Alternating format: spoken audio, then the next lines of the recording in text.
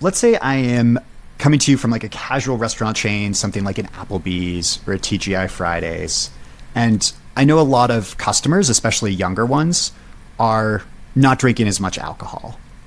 What is some sort of trend that might push some of our customers who aren't ordering beer or wine or cocktails to still kind of spend that money on drinks and have a larger check? Great question.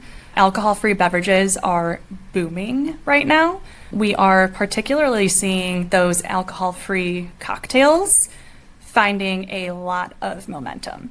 So yeah, I think that offering up perhaps a mocktail, but I wouldn't necessarily call it a mocktail. I think I would go for a phrase that provides a little bit either more straightforward evaluation or maybe use a fun play on a cocktail name like a fojito. But we've also been seeing a lot of innovative alcohol-free spirits and alcohol-free wines having momentum.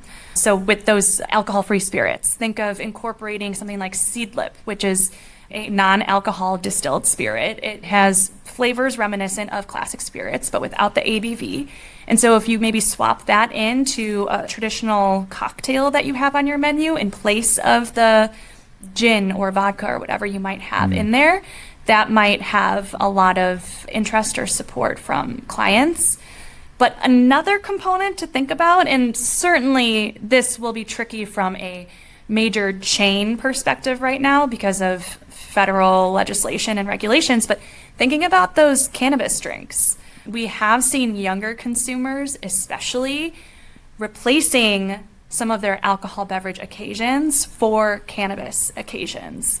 And so this is going to differ depending on state and depending on the federal legislation, especially we have a ban kind of coming up. I think it's in November where we're going to see the government kind of give their final word on whether that's going to have a ban, particularly for those hemp-derived THC beverages. But because we are seeing an increasing normalization of cannabis, I think that that might be one to really look into.